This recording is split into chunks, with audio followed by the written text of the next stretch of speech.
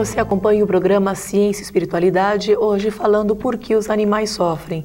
E claro, para falar sobre esse tema, estou com a doutora Irvênia Prada, médica veterinária e palestrante espírita. Bom, doutora Irvênia, você, como está bem engajada nesse movimento, quais são os principais projetos, né, que existentes para diminuir ou até mesmo para extinguir o sofrimento dos animais? Olha, essa questão do sofrimento foi a primeira que me motivou a estudar esse assunto, né, que eu chamo de questão espiritual dos animais, e que acabou resultando no livro de mesmo nome, A Questão Espiritual dos Animais. Ele já está na 8ª edição, foi publicado pela Folha Espírita, já está traduzido para o espanhol, para o inglês e para o italiano.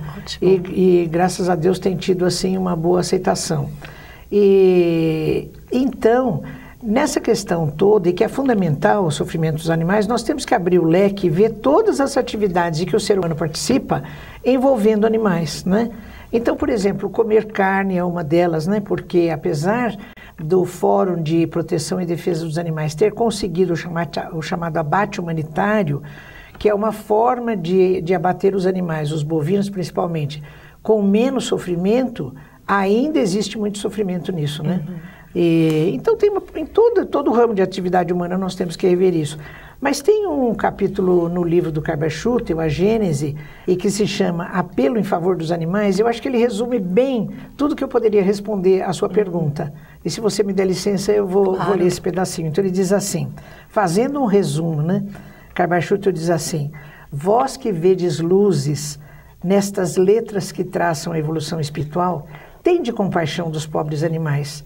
Sede bons para com eles, como desejais que o Pai Celestial vos cerque de carinho e de amor.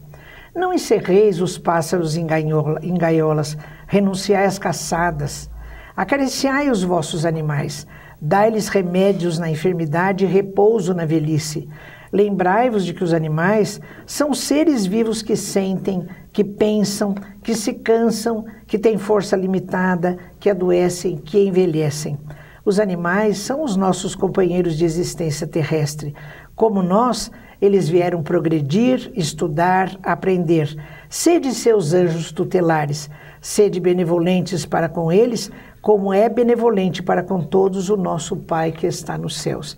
Se a gente se lembrar de que Jesus, o nosso modelo e guia, nasceu num estábulo cercado de animais, eu acho que só pensando nisso a gente pode tentar rever todas as nossas atitudes em relação aos animais e começar por respeitá-los. E depois, no fim, nós conseguiremos amá-los, né? Acho que esse é o recado final. Certo. Não vê-los como algo inferior. Não, exatamente. Você são mesma nossos colocou. Irmãos, são nossos companheiros de jornada evolutiva. Certo. Bom, você citou o seu livro, A Questão Espiritual dos Animais, está em várias línguas, é fácil adquiri-lo? Como que as pessoas devem proceder? É fácil adquiri-lo. Em português ele foi editado pela Folha Espírita, então se ele não foi encontrado nas livrarias é só pedir para a editora Folha Espírita, né? E para os outros, quem editou a edição em inglês foi a EBM, a editora lá do Dr. Miguel Sardano, né? Pode pedir para ele. A edição em italiano, ela foi editada por intermédio do senhor Dorival Sortino. E a edição em espanhol também foi editada pela Folha Espírita. Então, tem jeito de conseguir as coisas, né, por aí. Com certeza. E também, para quem puder participar, né, do movimento que o Medivesp está ganhando. Do Medivesp. Nós convidamos todos a participarem desse movimento que é o novo paradigma e que tem que ser implantado em favor dos animais, com certeza. A gente vai colocar aqui o e-mail, né, para contato. Também lembrando que as redes sociais estão aí, né? O Twitter, Facebook.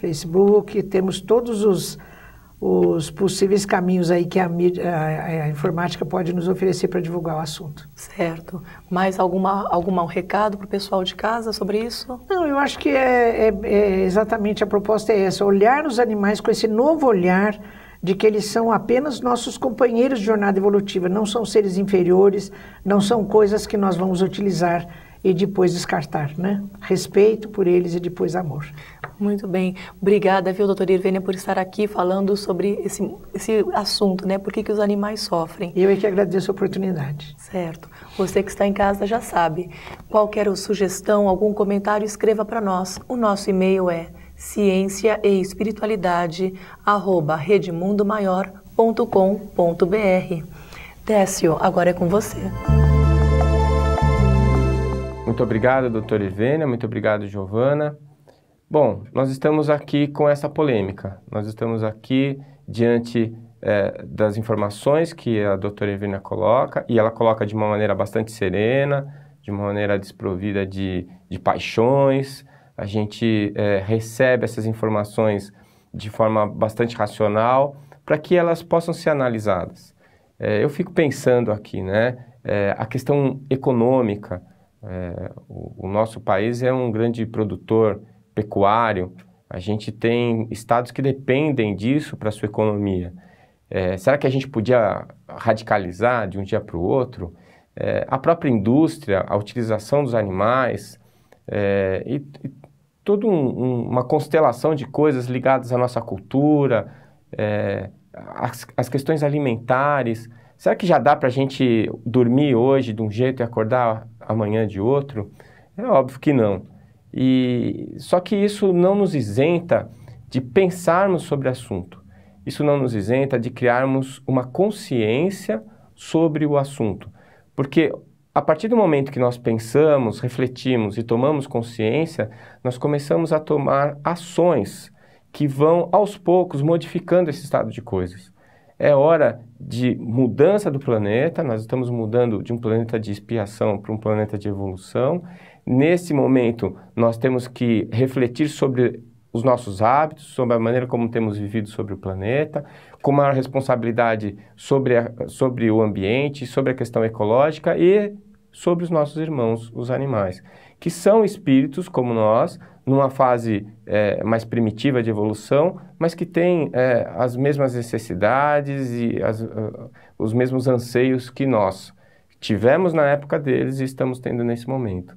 Então, a nossa responsabilidade sobre eles é muito grande e nós devemos exercer essa responsabilidade de maneira consciente. Talvez mudanças paulatinas nos nossos hábitos, leis ou formas mais humanas de abate desses animais. Pode parecer uma coisa um pouco hipócrita num determinado momento, mas responsável, válida. A questão dos animais na pesquisa.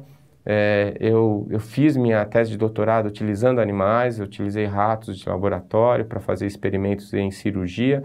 Os animais eram anestesiados, recebiam sedativos, mas será que precisava desses animais? Será que não dava para fazer um modelo virtual? E quando os animais são indispensáveis, será que nós os estamos tratando com responsabilidade? Nós os estamos tratando com humanidade? Então tudo isso precisa ser discutido. É um assunto doloroso, porque ele mexe com mudanças importantes na nossa vida e que muitos de nós ainda não está muito disposto a fazer. Mas é importante que nós comecemos a discutir esse assunto de maneira responsável.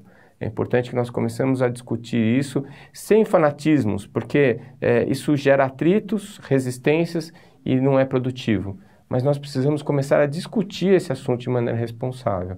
É hora de nós pensarmos nos nossos atos, o que eu faço, que tipo de produto eu consumo, né? De que maneira eu estou conduzindo os meus hábitos que podem incitar ou prejudicar os animais.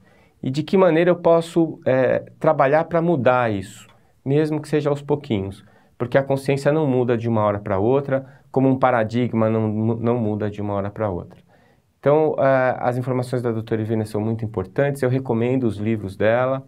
Eu recomendo que a gente possa, através dessa leitura, fazer uma reflexão para que a gente possa se reposicionar. Mesmo que eu não consiga parar de comer carne de hoje para amanhã, mesmo que eu não consiga parar de me comportar de uma maneira predatória em relação ao meio ambiente de hoje para amanhã, mas o fato de eu tomar consciência disso hoje vai fazer com que o meu amanhã seja um pouquinho diferente e depois mais diferente ainda, até que a gente possa fazer essa transição. Eu espero que você tenha gostado desse Ciência e Espiritualidade de hoje e espero vê-lo no próximo programa. Até lá!